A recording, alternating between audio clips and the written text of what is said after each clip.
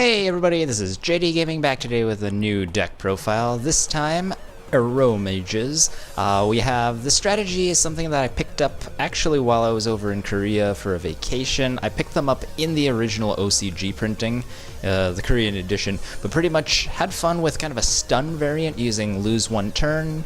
And I really thought that the Aromage theme was very interesting. It has a lot of draw power through accumulating multiple Jasmines, a lot of control cards through Rosemary. And the whole time I was thinking, well, it works as a stun strategy naturally because of its use of continuous traps, but isn't there a way to build it using synchros? And I wanted to build a Plant Synchro variant of this for the longest time. Turns out in Invasion Vengeance we got Aromaseraphy Rosemary along with the new Angelica Tuner monster, and so it makes a lot more sense to make that dream a reality now, synthesizing both of the Aromage monsters with the classic plant tuners to be able to unleash a huge extra deck of options. So that is the theme that we're going to establish today. If you want to speed through to the end, you can go ahead and click the annotation on Aromage Jasmine. She'll teleport you to the alphabetical deck profile that you guys are probably used to. Otherwise, we're going to do a step-by-step build of this deck from the roots up. Let's do this. First, let's briefly discuss the Aromage monsters themselves. We're starting with triple Aromage Jasmine. So this is a level 2 plant monster with 100 attack and 1900 defense, so very strong on the defensive. And her effect, basically all these Aromages have two effects. One continuous effect that only applies while your life points are higher, because this is a heal-based strategy. And then the second effect is a trigger effect that activates anytime you gain life, and that's mandatory during either player's turn. Jasmine's continuous effect lets you normal summon an additional plant monster every turn as long as that other monster isn't an Aromage Jasmine. So that means if you go summon her, gain life, and now all of a sudden you're at, let's say, 8500, which is pretty common in this deck, you can go and normal summon another plant monster alongside her to help start building your board, and you can start seeing how things like Lone Fire Blossom and the other plant engine pieces would be very useful with that ability. Her trigger effect is even more powerful in that she lets you draw every single time you gain life, and that's per copy. So usually what happens with this deck is if you can protect the Jasmines, you'll start snowballing into multiple draws a turn on top of your searches from your trap cards that are on theme, as well as of course your normal draw. So you start accumulating a ton of cards that allow you to go and make synchro plays without losing advantage. So definitely need to have 3 Jasmine. Then I run 2 Rosemary, mainly because her effect is pretty good, but it is mandatory, unfortunately. So the continuous one is interesting in that it basically makes any plant that slays your opponent's monster just block that monster's effect. So your opponent can't trigger their Burning Abyss, they can't trigger anything that activates in the graveyard when it's attacking, so that's pretty cool. It actually blocks the monsters' effects until the end of the damage step, so that means you could get through hand traps, battle traps. I know they're not really popular right now, but it's still a relevant thing once in a while depending on the matchup.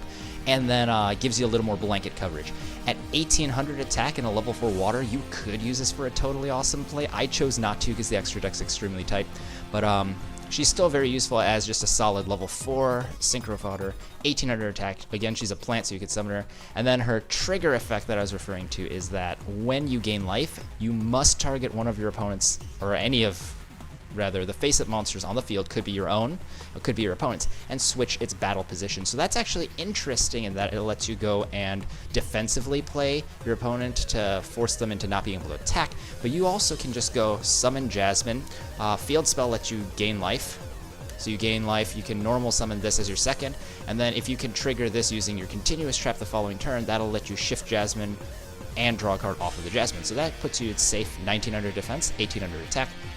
But again, the fact that it's mandatory means it's not always helpful. Like if you summon her and then have to gain life, and she's your only monster or the only monster on the board, you can't do a direct attack with her.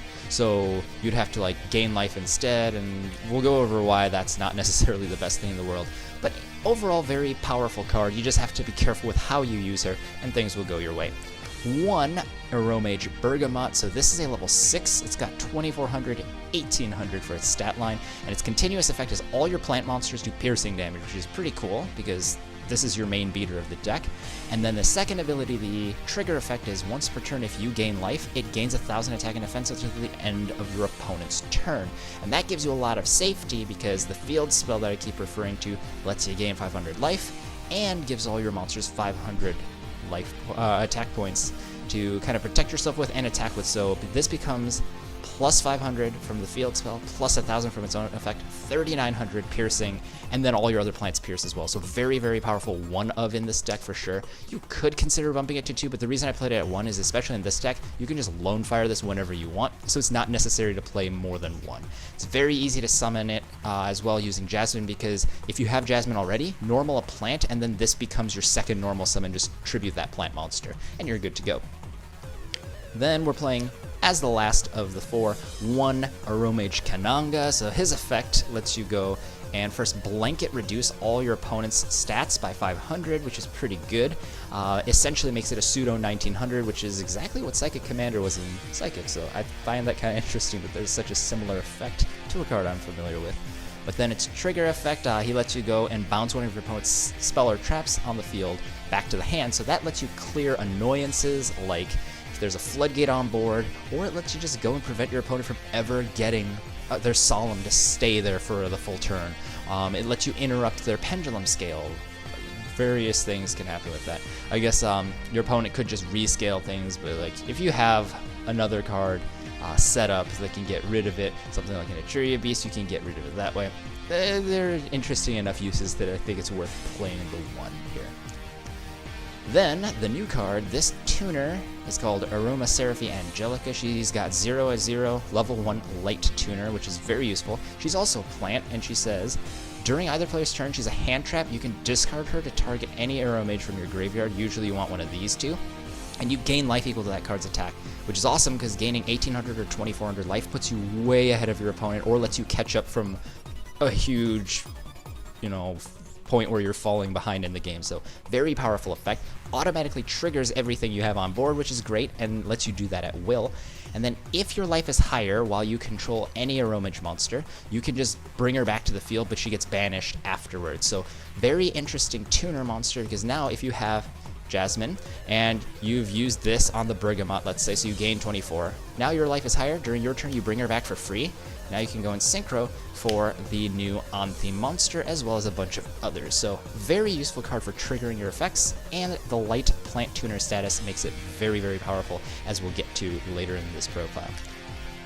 Now speaking of that synchro, Aromages Rosemary is a level 5 generic plant synchro, 2,000 attack, 900 defense, and she reads, her continuous effect is all of your plant type monsters gain 500 attack and defense, so automatically she becomes 2,500 if you have more life than the opponent, which is very high for a level 5 monster.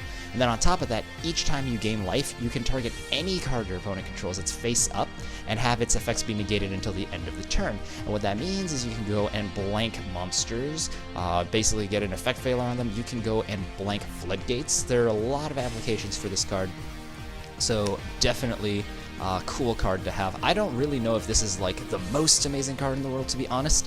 It is a very tricky card because now you're forcing your opponent to play around it, and it's a very solid monster overall. I really do think the main reason I'm building around this deck is because this is a decent support within the theme, and then we have all of the basic synchro monsters that we're used to for plant synchro decks, of course, but definitely something that is a welcome addition to the strategy, and it works very well with it, so there's that. Triple Aroma Garden. So this is the thing that I mentioned. This thing, if you control any Aroma monster, lets you gain 500 life once per turn. Then until the end of the turn, even if this card leaves the field, the monsters that were on the field when you gain that life will gain 500 attack and defense. So that stacks. So potentially, if you have just Bergamot and you're wanting to win the game right now, you could play this, gain 5, kill it, play this, gain 5, so it's at 44 now. Play this, gain 5, you're at 4,900, and you can pierce. And then you have all your other guys pierce as well, and they also gain 1,500 extra attack points. So ridiculous. The fact that it's not restricted at all in any way is very, very powerful. But the main reason you want this is because it lets you trigger your effects for free during your turn. So you can normal Jasmine, gain life, normal another one, and then, go about your combo. So definitely a very useful card in design. It's a very fun card to play.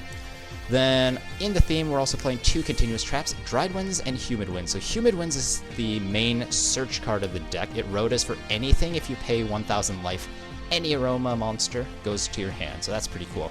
Then that puts you behind your opponent.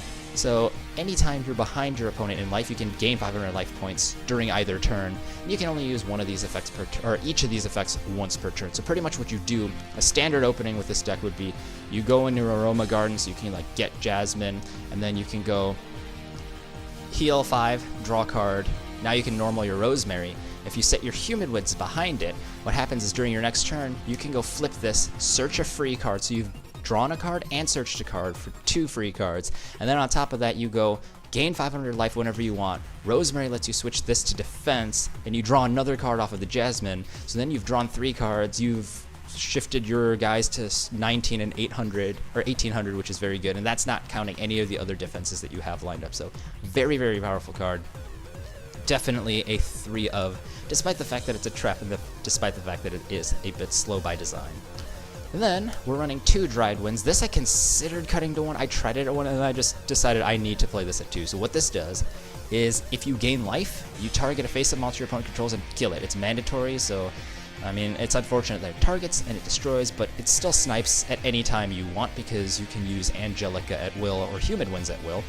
And then it has a bonus effect where if you have at least 3,000 more life than your opponent, you can just go and blow up as many monsters as your opponent has, as you have extra life points over your opponent, as long as you pay down to equalize life. So let's say you're at 8,000 points, your opponent's down to 4,000 because you did some damage. You could pay that 4,000 life points and kill monsters your opponent has so that you can add up to at least up to 4,000 attack points worth. So that's usually a board wipe. At the very least, it's going to get rid of 1 boss monster or get rid of 2 combo piece monsters. So very, very powerful removal effect, and it lets you turn your life point gains into more solid +1s beyond just drawing and searching cards. So definitely should be run at 2. Ooh, I'm out of breath. That last part was pretty long, but don't worry guys, this next section won't be that bad. It's just the Aromages. This is the first time I introduced them on this channel, so I did want to give them a thorough overview like I usually do Psychics. But now we're going to something more familiar. We're starting a triple Lone Fire. This is of course amazing for the Synchro suite that we can summon out with it, but on top of that, this lets you go for any of their Aromage monsters, so that's really cool, where you don't have to go burn Lone Fire for the sake of it. You actually want to keep these on board, because anytime you have your Aromage Jasmine and you gain life, you can summon a Lone Fire Blossom next to it, and that could be any Aromage monster, it could be another Jasmine, it could be any of your plant tuners. There's just so many options with this deck. Usually what I do with Lone Fire is just hang on to it, play it, and then get another copy, or get some other card. Let your Lone Fire stay in your deck because you really do want to draw into these things every single turn if possible due to that double summon effect. Then of course these don't need any explanation, pretty much just high level synchros, just free synchros like Formula, and then Dandelion of course gets you free tokens for more resources. We are playing the double Debris Dragon because on top of all these pieces that work very well with it, we can summon back the Aromage Jasmine, and if we want another tuner kind of like these guys, you can even bring back the Angelica, but usually you can bring back Jasmine. That lets you go Coral Dragon, it lets you have an Aroma monster on the board, so a lot of applications throughout here. Plus Debris Dragon lets us access all our level 7 Dragon Synchros, and there are a ton that support this deck, so I'm just so excited to go through that. We will visit that momentarily. Last monster for our plant engine is a single Titanial, so a lot of you guys might not have seen her for a while, but this thing says during either player's turn, however many times during the chain, when a card or effect is activated that would target any number of guards on the field, you can tribute a plant monster, including yourself if you want, to negate that effect and destroy it. So you could stop Twin Twisters from destroying your continuous traps, you can stop any simple removal effect, and the great thing is you can of course use things like Dandelion, but there is another piece of tech that I'm going to get to at the end that we can abuse with this effect as well. So very powerful boss monster, very safe to just go turn 1 Jasmine, gain life off Aroma Garden, normal the Lone Fire as your second summon, and then go for Titanial next to it to basically just start setting up for a huge push the following turn. Very, very powerful card with a very good controlling effect. We're of course playing the standard Plant Synchro spells, Foolish Rail 1-for-1 and Soul Charge. This is just to get us more power and consistency with our Synchro engine, because it doesn't take up our normal summon. So when we have 2 normal summons with a free search involved with the Lone Fire, and then we get to search another card to revive everything with the Soul Charge, plays become crazy, definitely worth playing. And especially on Soul Charge, you're gaining so much free life that you may end up losing your continuous effect temporarily, but realistically just being able to get everything back for free life points is a very safe card in this deck. I definitely recommend it after testing. The final card in our plant engine is Triple Super Solar Nutrient. So this is a continuous spell that reads, tribute a level 2 or lower plant monster to special summon a plant from your deck whose level is lower than the tributed monsters +3, or I can also summon from the hand, so from hand or deck. So basically, if you tribute a level 1, you get to go up to 4. If you tribute a level 2, you go up to 5. So pretty much any of the Plant Synchro pieces straight from the deck, and then it's tethered to it. So if this dies, that dies. If that dies, this dies. But the whole point of this card is it lets you go for your key pieces really, really quickly. So if you look here in the Aromage section, these guys which we're playing in triplicate are both targets for Super Solar Nutrient. So turn 1, you could summon Jasmine, gain life off Aroma Garden to draw 1, and then just sack her for a free copy of your Lone Fire Blossom. And then that lets you go for any plant monster you'd like.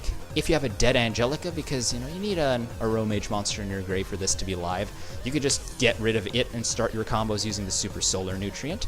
And then on top of all that, we already have the plant engine itself has tons of eligible targets. We have the Spore and Glow Up Ball, both of which come back, so they're excellent targets.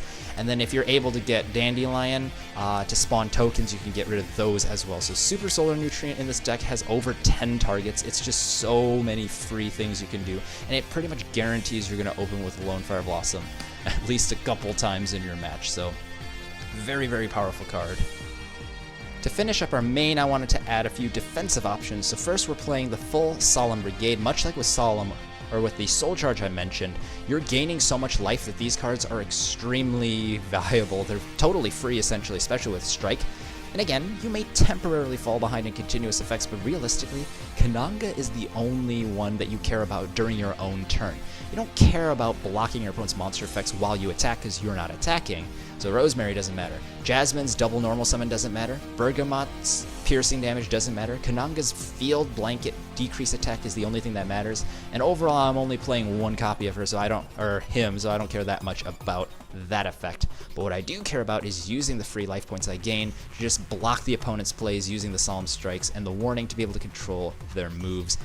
Definitely worthwhile. I was originally playing a continuous trap build using magic planters, fiendish chains, things like that, but these Solemns are just too powerful. It's not worth playing the continuous traps when these cards are in the game. Definitely recommend playing the full suite, as many as are available with the list. Then we're playing 2 Terraforming, which you may expect just from the Aroma Garden, but the main reason I wanted to bring this up is I want to play a single copy of Black Garden. So this is one of my favorite annoying cards in the game. It's a field spell that reads, if a monster is normal or special summoned to either side of the field except by this own card's token spawning effect, you have the monster or monsters attacks, and then summon a Rose token for each one that has 800 attack and defense, level 2. So it's very useful for synchro summoning. And then it goes to the controller's opponent's side of the field. So I summon a monster. My guy gets halved, the opponent gets a token. My opponent introduces something, I get a token to use as material or to tribute off of the Titanial, which is very cool because in this deck, you can easily Lone Fire into the Titanial, then Terraforming into the Black Garden, and then if your opponent summons anything, you have a huge Titanial that has not been halved that your opponent has to break down with their monster that's been weakened, and now you have a free token you can tribute for the Black Garden. So very, very difficult to get around this card when you have it in this deck. And again, with triple Super Solar Nutrient, you have essentially 6 copies of Lone Fire Blossom. This deck does that play very, very easily, and it's just a single copy of Black Garden is very accessible because we have the Terraformings, and we're going to get to Ancient Fairy Dragon in the extra as well. So very, very splashable card. It does have that special summon effect, of course. You can destroy Black Garden to wipe all the plant monsters and then be able to revive a monster from your grave that has the same amount of attack points as the combined attack of your plants. But in this deck, realistically, it's kind of hard to calculate specific combos because all your plants have different attacks and everything's a plant. So like unless you're planning on bringing back an exact replica of your board, you probably are never going to use that second effect. It's not like where you play this in a non-plant deck and you're just like, oh, if I have 800, 1600, 2400, you know, those key attack points, I can just bring them back. It's a lot more difficult to do with Black Garden in this deck because there are just too many variables. But if you feel like it, I mean, there's that second bonus. I just like it for the defensive nature of the card.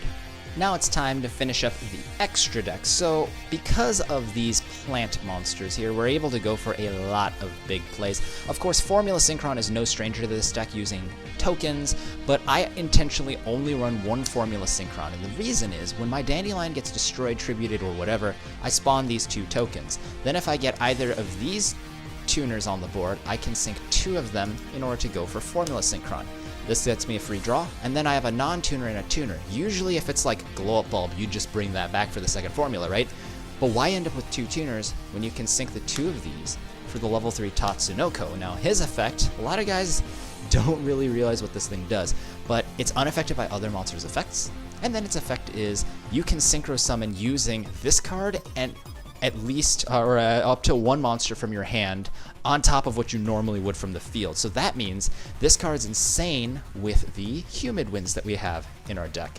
So using that combo, we get Tatsunoko. This lets us sync from our hand. Humid Winds lets us search for any Aromage monster we would like. So that means we can search, go for a level 5 Synchro, go for a level 7 Synchro, go for a level 9 Synchro, and go for a level 6 Synchro as well. So we can go 5, 6, 7, 9, which is an amazing spread of Synchro Summon materials. And on top of that, there's even more synergy. I particularly like Bergamot here because it lets us go and do this really, really dumb play. So what happens is you go this, Humid Winds, search Bergamot, sync for level 9. That lets us go for the new Vermilion Dragon Mech from Invasion Vengeance. Now this thing has 2 effects. It's got 2700 attack, and it says you can banish a tuner from your hand field or graveyard to pop any card on the field, so that's decent removal for free. And then if this thing dies and is sent to the graveyard, you can target one of your banished tuner monsters, and then you can recover that. So the cool thing is, because we use Bergamot to summon this, we loaded this graveyard to gain 2400 free life off of the Angelica. She's a tuner, and remember, if you have another Aroma monster and you bring her back and synchro with her, she gets banished by her own effect, and that's if you don't use her as ammo for the Vermilion Mech. Anyway, you gain 24 life for free, you banish her in some way, and then when this goes down, you get this back, and you can gain another 2400 life later to trigger your effect. So very, very powerful combo, and it all starts with just using the plant engine that we know and love, using it to summon Tatsunoko, and then Humid Winds gives us the most variability in Synchro Summon we could ask for, because we literally pick whatever card we want from our main to go for anything in our extra. So very, very powerful combo. I was considering running multiples of these, but alas, there wasn't enough space, so I decided let's just go 1 Tatsunoko and make that our power play. So that's one key thing to know about this extra. It's just extremely powerful if you're able to use Tatsunoko to then level tune off of your Searcher. And then on top of that, we have, of course, as I mentioned, the Debris Dragon in here. The main reason that's important is because it lets us go for a huge number of level 7 Dragon Synchro. So Black Rose is classic. You usually don't destroy the field, but sometimes you do, so like that's useful.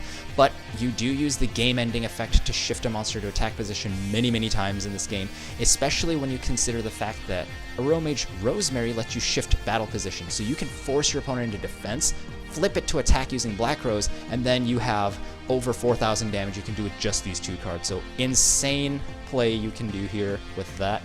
So definitely want the Black Rose Dragon. And then of course the Destruction effect, as I said, is just, it's worth it once in a while. Ancient Fairy Dragon is a classic with its high defense. It lets you go set up turn 1, get a free special summon, so that might be another copy of Aromage Jasmine, so that you can go and start raking in extra draws in the following turn. Could be another tuner monster. Maybe you want to go and summon your Angelica or your plant tuners, and you can go sync this up into an 8 if you'd like. But the coolest thing is, remember, this guy goes and lets you pop a field spell on the board to gain 1,000 life and search another field spell. So that not only lets us get an additional copy of the Aroma Garden, which would then let us gain 5 off Aroma, pop this, gain 1,000, and then you could play the second Aroma and gain another 5 for 2,000 life in the turn.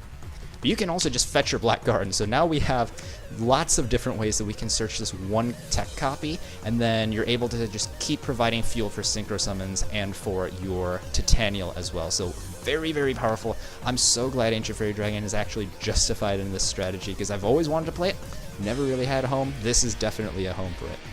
Along those lines, we have Ancient Pixie Dragon, which says you can draw a card anytime this is on the board and you resolve your field spell. So basically, summon this as 3k defense, activate your Black Garden, draw one card, and now your opponent has to get through a 3k defender with all halved attack points. Like, they're not going to kill you in battle with that. So that's very cool.